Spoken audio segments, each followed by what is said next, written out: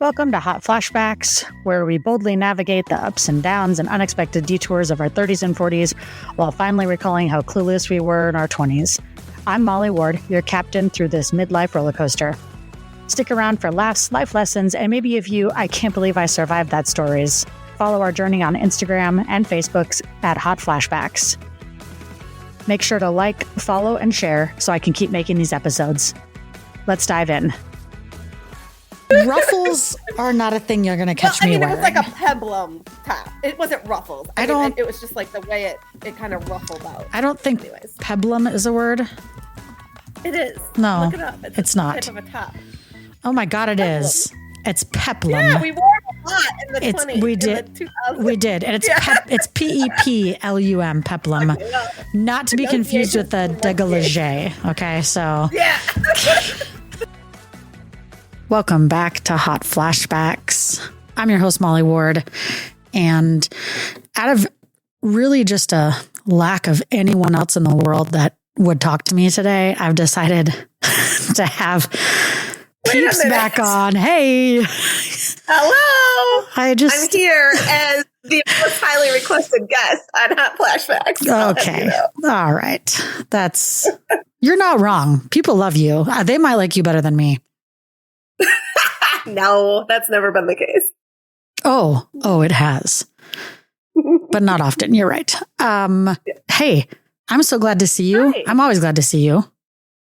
Same. You're good people. Very happy to see you.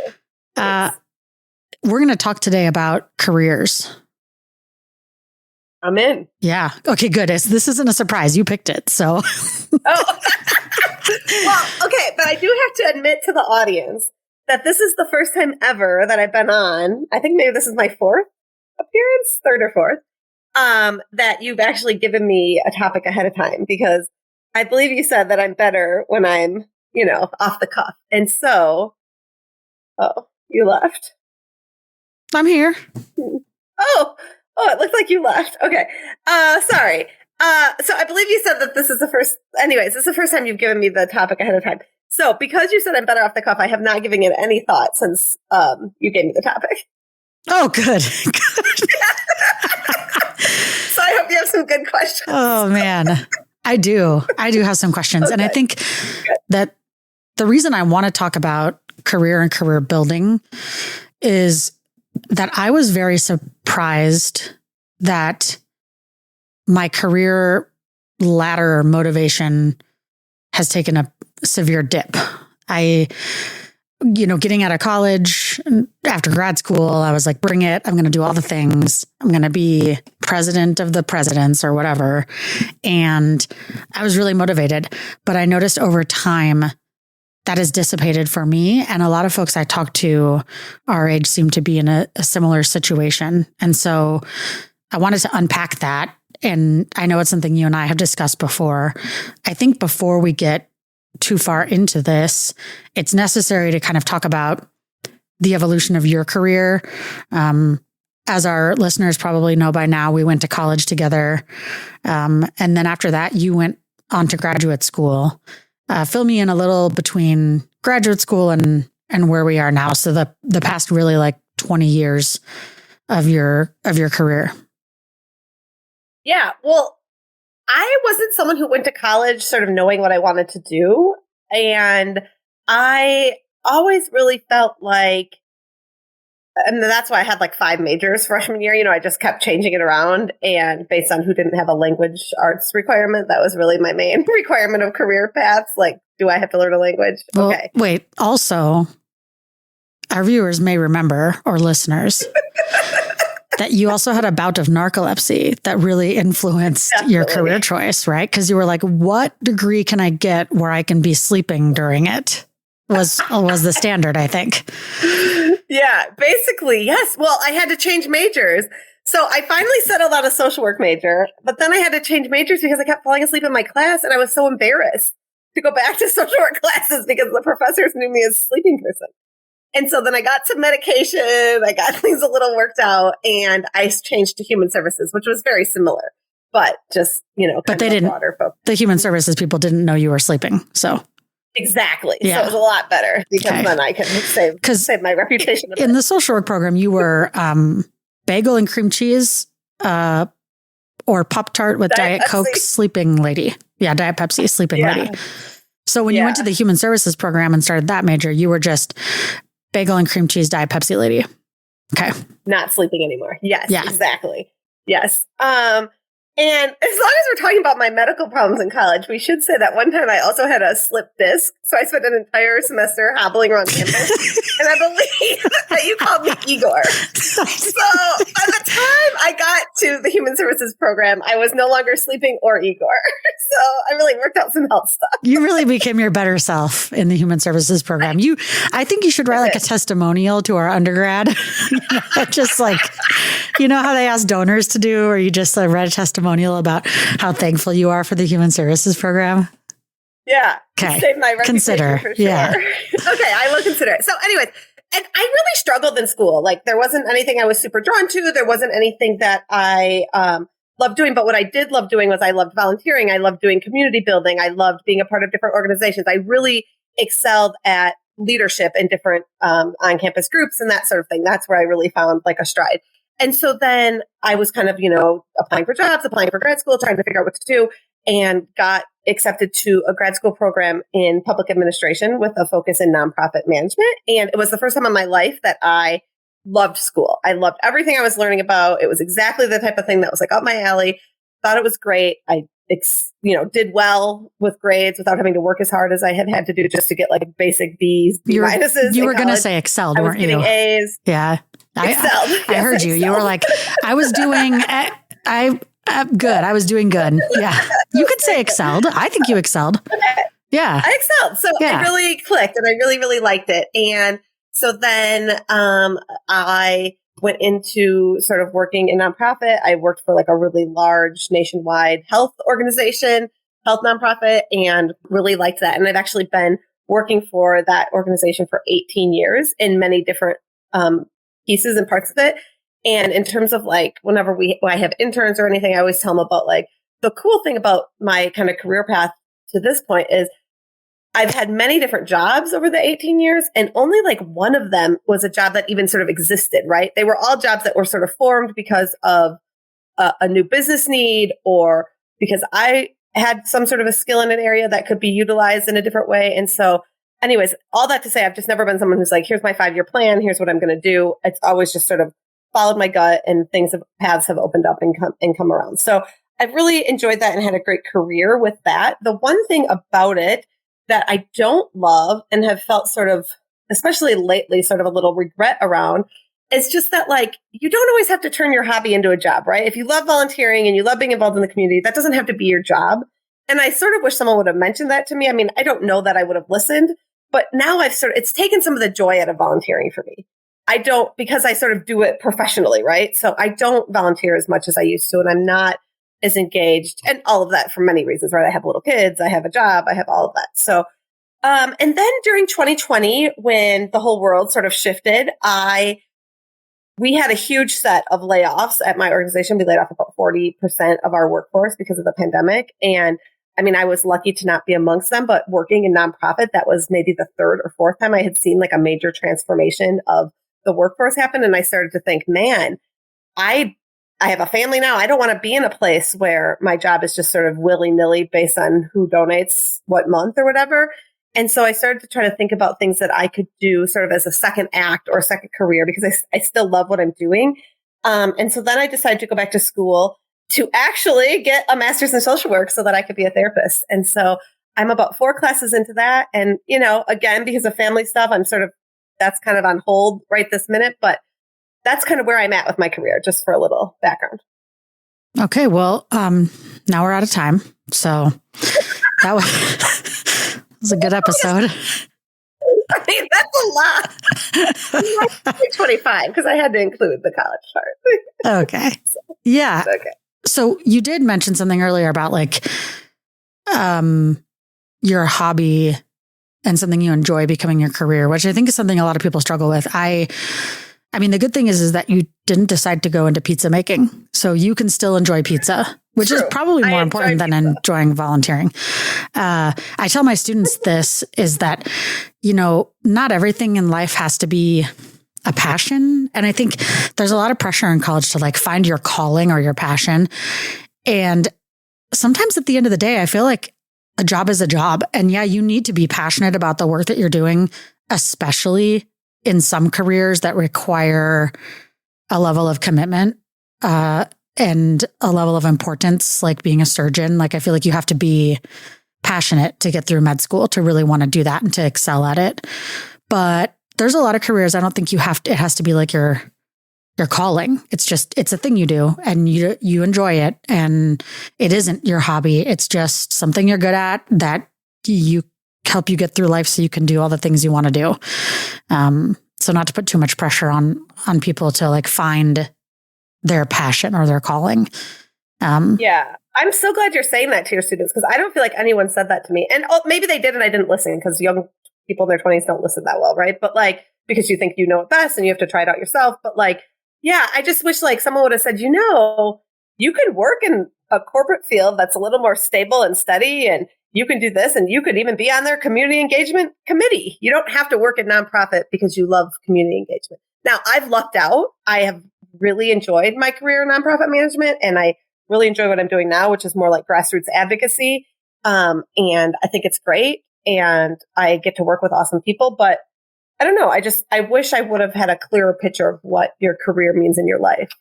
And I guess that's kind of brings us to the topic today of like, I've really started to put that into place, right? That it's not the number one thing in my life. When I don't know if it's like a strong Midwest work ethic. I don't know if it's our generation.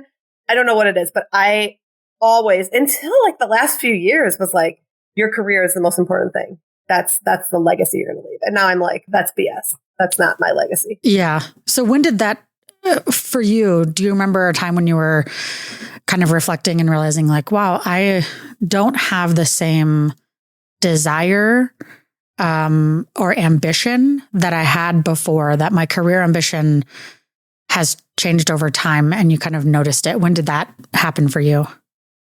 Well, I think it's been a super slow shift, more so in the last few years, but it kind of started to shift. I don't know, like 3 or 4 years in. I remember I had a boss, and he changed my life because he would say things to me like, hey, what are you doing outside of work? Why are you working all the time? Why are you always here? Why, when I drive by the office on Sunday, do I see your car? Like, what are you doing? Like, he basically told me to get a life.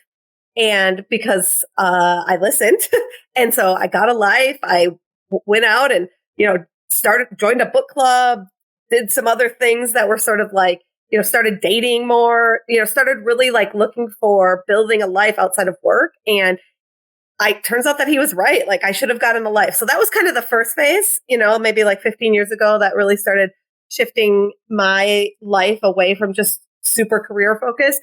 And then I think the pandemic is the next piece, right? Like when we realized like it was sort of a way that we all were sort of having to be faced with our, that we're not going to be here forever, with relationships shifting and changing, and what those meant. And then just that time that I had with my children. At the time, they were 2 and 4.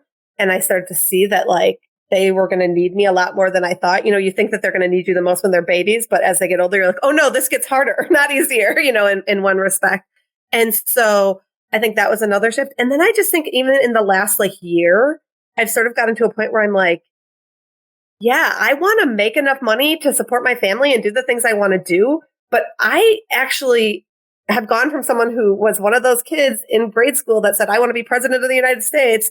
And then even as an adult being like, oh yeah, I'm going to be a boss bitch. I'm going to do all these things, to being like, I don't care if I never get another promotion. Just keep the paycheck coming.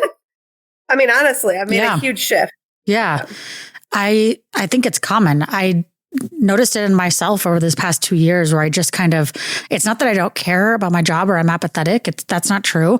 The aspiration part of, and maybe it's just getting to the next step. And sometimes you get to the next step and then you're like, where is the next step? I don't know if there is one. It feels far.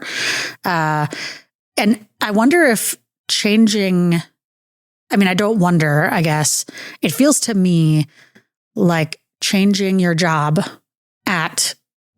or your career, more specifically, at our age is almost like a midlife crisis.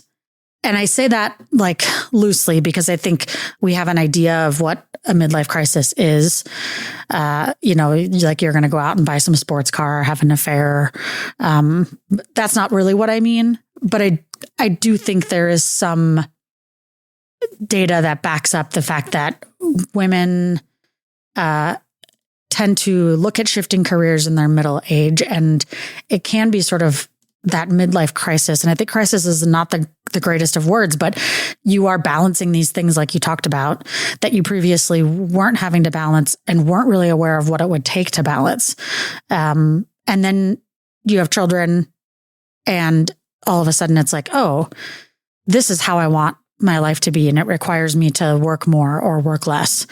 And so do you feel like it's like a midlife crisis of sorts to completely do a 180? I mean, it's not really a 180, but to really go back to school, change your career and pursue a new passion for the rest of your life, presumably, or maybe just another 20 years? Yeah. I mean, I get what you're saying about the midlife crisis because it's a frame of reference we all understand. But yeah, crisis isn't the right word because I feel really good about it. In fact, I feel incredibly liberated by it, by not feeling like the only way that I bring value to this world or to my family is by climbing a corporate ladder. Like, so yes, but I do feel like it has a ton to do with midlife, right? Because you sort of balance out what matters and what your priorities are. And I totally agree with you. It's not that I don't care about my job. I care a lot about my job. I'm successful at my job. I want to do a good job at it. I want to have good relationships with my coworkers. I like the people I get to work with. I get to work with a lot of volunteers from around the country. They're amazing. So I care a lot about my job, but I think maybe it's just like balanced out with how much they care about me, right? Like I'm not putting, in the past, I was putting so much stock in my job and my career as being like the number one focus in my life that, and you hear more and more about it, I'm not a contract employee. I'm an at-will employee. Like they could let go of me at any time. And so I guess I'm just sort of balancing out the way I feel about them. It's like, if they could let me go at any time, I want to be in a place where I feel like I could let them go at any time.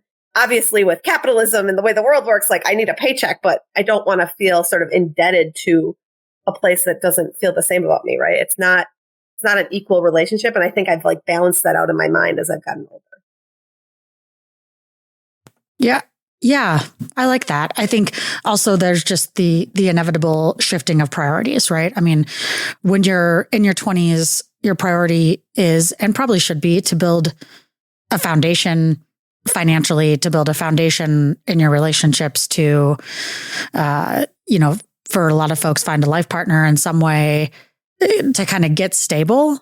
And then, I don't know, there's something nice about being stable. I think I spent a lot of my 20s and 30s really doing what I want. And that was great fun, and also hard work. And at a certain point, I became much more complacent with, hey, I've got a couple of these things in check, right? Like Maslow's hierarchy, right? I've got a place to live. I've got love in my life. I've got a job. I can put food on the table. And like, I'm okay with that level of stability. And maybe it's because I put in so much work to get here that I feel like I have arrived, even though I really haven't. Like I thought I was going to be further in my career than I am. But I'm also kind of okay with where I'm at, but I don't want that to turn into apathy. And that I think is where I'm struggling with. I don't, a next step for me might be getting a doctorate, and I don't want to do that. A next step for me might be like being an associate or assistant vice president. And now that I see what that looks like and what it takes, I don't know if I want to do that either. So I just think it's your priorities shift. I think that's so true because you're saying now that you see what that looks like, I really relate to that because I think I thought like, yeah, I want to be vice president. Yeah, I want to be president. Yeah, I want to be CEO. Like in my mind when I was in my 20s, there was no end to sort of how I would push to do those things because I grew up, my mom was like a raging feminist and like she was like a powerful woman. And my whole life I heard about how I can do everything I want. And like that wasn't always the case. And so I felt like I had to prove to the world that like I am a strong woman and I can do whatever I want. But really now my understanding of feminism has become more about like, I'm a woman, that I have choices, right? I don't have to climb a career ladder if I want. You can be a feminist and be a stay-at-home mom. But that was never my understanding as a kid, right? Like how I took it as a kid and as a teen and in my 20s is that like, in order to be that strong feminist woman, I have to keep climbing the corporate ladder. But the other thing that what I was saying is that I relate to what you said is like, now that you're closer to what that might look like to be like, say, I don't know, dean of students or, for me, like vice president, like I see how much these people are working and I see how difficult their lives are. And it's like, that trade-off is not worth it to me because like you said, I love like being around my family, going camping with them, doing things, being off the grid. I don't want to have that sort of decision-making and responsibility. And I don't know if I'm just not seeing it clearly because I'm not in those roles. And maybe there's a way to do that where you're still balancing your family and stuff, but it's just, yeah. And like, I'm not saying if someone came to me tomorrow and was like, would you like to be vice president of being awesome? I might be like, sure. And does that come with, $100,000 pay increase? Great. I'll take it. But I don't think that I'm aspiring to that anymore at all. Like I said, I feel very comfortable just like you said, because I have some needs met and I feel good about the progress I've made and the way I can provide for my family. Yeah. And I think values shift also because you I don't know a fancy way to put this, but you have more things to value. When you're 20, like you don't have a spouse and maybe you don't have a pet and you probably don't own a house and you don't have a child and you don't have a car and all these things that by the time you're 40, you hope to have. And, knock on wood, I still have. So those things begin to compete for your time and your priority. And so when you're 20 and you're thinking like your career might be the most important thing because it might be the only thing that you really have, right? I mean, and that you have control over and that you're in charge of. And then as you get older and you accumulate more of these priorities in life, it's your hobby that becomes more important, right? Because if you're 40, you have to start gardening. Like, I don't know if you started, but you've got to start. I mean, it's yeah. My husband's really the gardener, but we do have quite the expansive garden situation. So I am involved. You have to start gardening. But right, you're putting time into these things in a different way because you have them. And before you didn't have a marriage to put time into and children to put time into and a hobby that gave you a break from those other things.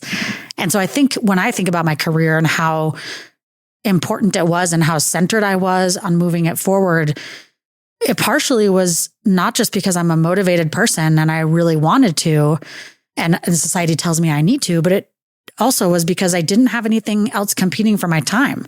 When you're 25, there's really there's nothing more important unless you have children and you get married. And I think what the statistics show is that people who do those things earlier don't have the same career trajectory as people who don't. And that's because they're not focusing on those things at 25. And then at 40, they're going, okay, now I'm going to focus on this, right? Of course, we know it's also a little harder. I had this conversation with my mom a couple of years ago that stuck with me. And she said, getting a job at my age is difficult and ageism is a thing. And I was like, nah. But then I thought about it and I was like, at a certain point, I think you also, especially for women, you get a job and you have a kind of path and you have employment that you kind of stick with it because it's kind of hard to get a job at 60, right? I mean, now that I think about it, I never really thought about it, but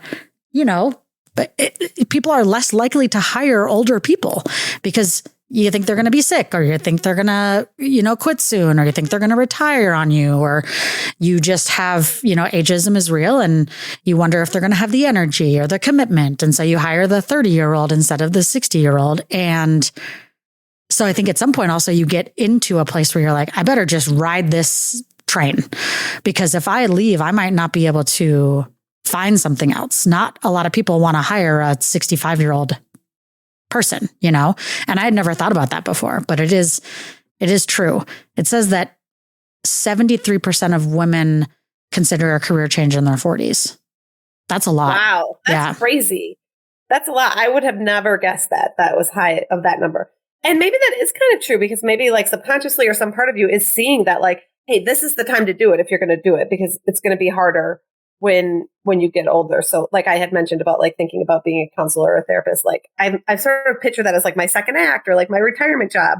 Yeah. And that feels like something I could have a lot of control over and that I think I would like to do and I think I would be good at. But I don't know. I always used to think it was so weird. We have a really good friend who's a teacher. She's a listener. So shout out to Lisa. And I think you should. She would always talk about how ask for permission. Like, I mean, it just feels like you should ask for permission. Like, this isn't really your show. From the host. I mean, I shout out to Lisa. It's fine. I like her a lot too, but like, let's just set some boundaries here. Okay, no more shout outs. I do appreciate Lisa really snuck in. She did. I do appreciate though that you're wearing a bra. That is one of the rules. I am. But just kind of shouting out your own people on someone else's podcast is, it's iffy. So, well, I mean, I'm not here to promote a book or a website, just a person. Or anything, so promote my friends. Yeah. Okay, holler at Lisa. All right, continue. Holler at you. Anyways, she used to always talk about how once you start working in a school district, that you're kind of in that school district then, and if you want to make a shift, you need to do it pretty early on because if you go to another school district, oftentimes you have to kind of start back over at starting pay. It doesn't travel with you. And I always thought like, oh, that's so stressful.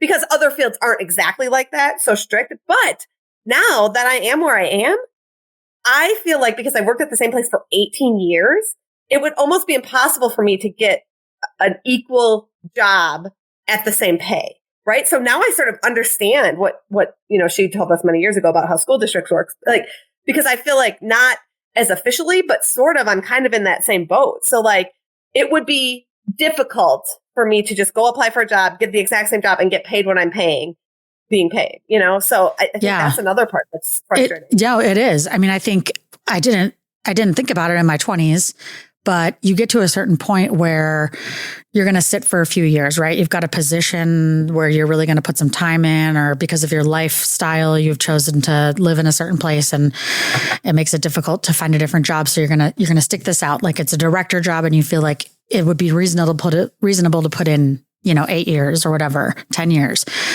And then, you get those cost of living increases and you get those increases for performance. And all of a sudden you realize that you're getting paid $100,000 and you know that if you left today, they could hire someone at 72.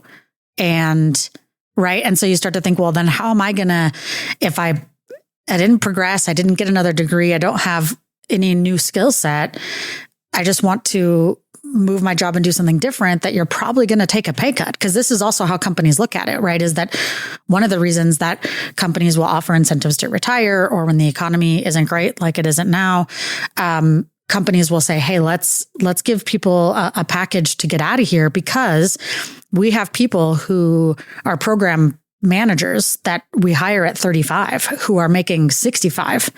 And so if we let them go now, we can save 35, which means if you are looking at getting that job, you're looking at a massive pay cut. And it does get hard to find a job that can meet your salary. I think it is a real problem. Yeah, for sure. And I mean, I think the other thing is with that is part of the reason why this career change I'm trying to make is a little bit on hold. Lots of family reasons and my kids having some higher needs than I was expecting at this moment. But also at first, this sort of career shift, I will have to take a pay cut. And I want to be in a position where I feel comfortable to do that. And like you said, when the economy is feeling a little tight, when it's like, oh, every time I go to buy something, it feels like it's more than it was a year ago or 2 years ago, it's harder for me to consider taking a pay cut or even having to, in order to do this new position, in order to finish school, it's not just taking the classes. I have to stop and do like a practicum, and I can't work full time, do 20 hours a week of a practicum and take care of my family. So it's really tricky. And I think that a pay cut is a big fear about even like looking at trying to do something different. So That's crazy that 73% of people are. Yeah. It makes me think that there have been people in my career that I've thought, why are you still here? Like, you're old enough, like you've been here a long time. You're obviously unhappy. You do not like it. Like, why don't you just go somewhere else? Like, if you're not happy here, if you don't like it, if you don't like what you're doing, if you don't like me, if you don't like where this industry is headed or whatever, then why are you still here? But I think now I know. is that it's not that simple to just get another job and make the same amount of money. And, I've looked at jobs around here where I live, and I know you reside in Michigan, and Grand Rapids, the economy is probably a little bit different in terms of the labor and what's available. Sometimes you're also pigeonholed based on where you live. I mean, I have looked at jobs here in Northern Utah, and if you don't want to work for the Department of Defense or work at the Air Force Base, or you can't work in healthcare, or you don't want to work in manufacturing, then it's limited, right? And so sometimes people probably get stuck in their career where they think, well, I can't just get up and move now. It's not that easy. People aren't going to pay me to relocate. I'm not like a famous chemist or biophysicist that's going to, develop a new cream that gets rid of all your wrinkles forever. So who's going to pay me to relocate to New Hampshire for this job? New Hampshire. I can't believe I said New Hampshire. It's such a random state. Nobody wants to relocate to New Hampshire. It's not that simple.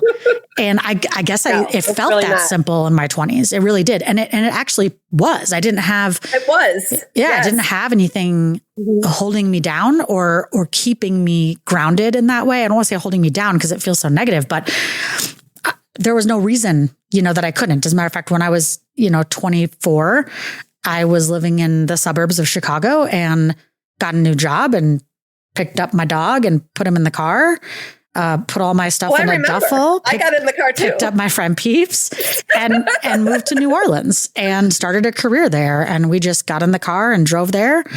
Our friendship almost ended shortly thereafter, though. That was, you remember, a very pivotal moment. Yeah. Oh, I do. The road trip was great. We did great on the road trip. Yeah. But unfortunately, when we arrived in New Orleans, your furniture wasn't there yet. Right. And we were waiting for it to come. So we were sleeping on an air mattress. Which, if you've never been to New Orleans, a lot of the surface areas are like tile or linoleum because they have to be able to easily clean up from a flood. And when you put an air mattress on a linoleum floor, it makes a lot of noise if anyone moves. And apparently Molly does not want people moving while they're sleeping. Yeah. We almost broke up. I mean, I had some sleepless night. And I remember specifically laying next to you on the floor of my empty apartment in an air mattress with my adorable dog, Jackson. And I said, okay, can you stop moving? And you were like, well, now I can't. And I was like, what does that mean? What do you mean now I can't? And you're like, well, now you told me and it's all I'm thinking about. So I got to move like all the time. I'm like, well, this doesn't make any sense. I do recall that I sent you to the dog bed. I think I sent myself to the dog bed. I said, fine, I'm going to go sleep in the dog bed. I mean, okay. Which was not very comfortable because I think we only had like one blanket. I mean, we had nothing. We were like basically camping. It was like we were camping. Yeah, we were not well prepared. I didn't realize that it was going to take, I guess I didn't know how long it was going to take for my furniture to get there. And I just thought sleeping on your mattress was no big deal. By the way, if this happened now, like if you and I have to get in a car and drive somewhere and sleep on an air mattress, I'm not coming. Like you can call it camping or whatever. I'm not coming. I remember we didn't even consider getting a hotel. No. Well, you have this apartment. We had no money. We had no money. Well, right. Also, I would be okay if I never slept on an air mattress again for the rest of my life. Ever. I don't know. I mean, I like to camp and we sleep on an air mattress and it's pretty comfortable until about 3 or 4 in the morning when it starts to there. I'm too old for that. Like I'm too old because you just wake up sore and your body hurts and your back hurt. Like if sleeping on an air mattress was good, we'd all be doing it. No one's doing it. Very true. It's because it's not ideal. Yeah. So, well, our listeners probably know that we are still in a great friendship. So we managed to get beyond the air mattress situation. So thank you for that. But, rocky. It was airy. Touch and go. Oh man. And I, just picked up and moved to New Orleans and I didn't, that seemed, it was very feasible. Obviously I did it. it seemed like a thing people do in their mid-20s that now feels like not something I could do. I can and probably will at some point leave Utah, but the feelings I have about it are very different than I think the feelings I had about picking up and moving in your 20s. I think as I've gotten older, also community feels so important. And I didn't have that before. It felt like I could just make friends wherever I went. And that's not the case in your 40s. Because everybody was doing that, right? Yeah. Everybody coming to a new city and making friends. It's so different. And not in a negative way. I mean, some of it's nice because it's security and it's stability, but I do feel a little trapped, right? Like I do feel like stuck, and like I'm trying to make it sound not as negative. You know, it's kind of similar to like a sunk cost fallacy. Like I've already invested so much, 18 years into this career, into what I'm doing. Like it almost feels like, well, why would I leave now? I'm good at it. It's working for me. It's working for my family. And so, you know, and I guess those are all decent reasons to keep a career or have a career. But also it just feels way different than the sort of like motivated, inspired, driven person I was. Yeah. You know? Now I'm just trying to like put food on the table. There's people that I see at work and even other jobs, and I think, oh man, if I was your age, so they're older, 40s back then, but now 50s or 60s. And they say, oh, you know, so-and-so is like, has nothing to do at work, like barely any responsibility. They've taken it all away. And they're kind of just, you know, hanging in there, doing exactly what they know how to do and have always done. I don't know why they're still here. I'm signing up for that. Like now I'm thinking, I hope when I'm 60 that I have a job where I'm performing well. It's easy because I've done it for so long that I can do it in a timely fashion, right? I'm much more efficient at it. I don't have the stress of having to put in all the hours and learn something new and impress somebody. And I'm getting paid probably more than I deserve. So why would I leave? Like, I mean, that sounds like ideal, right? Mean, I know, same. And I was so judgy of like those people in those situations when I was like, why don't you want to be making a bigger impact? Why don't you? And like maybe they are making a bigger impact with their family and their community. And again, like you said, because that was the only thing we had to focus on. And we had just put all this money into a college degree, into a graduate degree. And so like, yeah, no wonder career was like top of mind. But I was really judgy of those people who were just kind of getting by. And now I'm like, oh my God, I'm totally that person. Like, I'm like, again, I don't think I do a good job. I have good relationships. I'm successful, but like, I'm definitely would be happy to sort of be put out to pasture and be fine, just collecting my paycheck and doing the things I know how to do without like learning new skills. But that's where they send like the cows before they kill them. Is that like a horse? Like like I used to have horses, and like when they get too old to ride or do things with you, kind of like they just become like big pets that eat grass all day. And I would be happy to be put out to pasture like that. It'd be cute. Give me a little scratch behind the ears once in a while. I thought it was like they send the cows out to have like their last meal before they butcher them. No. Okay, well, that phrase makes a little more sense now. I think it means just like chilling. Yeah. But also, maybe it's not that because I told someone recently that I'm really unmotivated career-wise, and they were like, no, you're not. You're going back to school. Like, that's not, and I was like, maybe motivation just looks different. Like, maybe it's not unmotivated. Maybe the things that are motivating us just look different as you get to middle age, and that's a big shift. But also, like, I feel kind of lucky that I've made that shift because, you know, you see these sort of like stereotype stories of like men having a midlife crisis and sort of, you know, doing the opposite, right? Instead of investing more in their community, their hobbies, and their family, they like invest in like a mistress and a sports car and a promotion. And like, that seems like that's a sadder life. Like, I'd rather be the person who slowed down career-wise, but was more meaningful engagement with their family and their community. So yeah, I know, I'm glad I made this shift, but I never would have predicted I would be here. Yeah. I can't afford the kind of midlife crisis where you buy a nice car. So True. I mean, I have a 2009 and a 2005 Toyota. So yes, agreed. Same. Toyota. Did you say Toyota? Toyota. There it is. Yeah. That's my Midwest accent. So based on that, I think the similar kind of vein there is, how has success changed for you? Your definition of success. You talked a little bit about sort of maybe motivation has changed. What does success look like now that feels so different from what success looked like to you in your 20s? Yeah, that's such a good question. Yeah, I mean, I think it's much more relationship based and much more, impact. What kind of an impact am I making on my community and on the people I care about and the people I love, instead of putting in a whole bunch of time and energy to, like I mentioned before, a place that, could cut your roll tomorrow. And, the people involved might feel bad, but the organization isn't going to feel bad. And so I guess for me, that goalpost has shifted quite a bit. I don't know if you feel similarly. I'm sorry, did you just make a sports reference? I did. Wow. Look at you. What did I even say? Now I don't even remember. You said that the goalpost shifted. Oh, I'm not even sure if you know what a goalpost is. Football. A football reference. Name that sport. Okay. All right. A football. Look at you. God, you're really doing all the things. Yeah. I think I would say the same. That my idea of what it looks like to be successful is more than just financial. And I think that's where the shift was for me. Yeah, I would like to be financially successful. I would like to leave some sort of a piece of the pie, if you will. See how my reference was more focused on the holiday. So look, it's very seasonal. Do you see?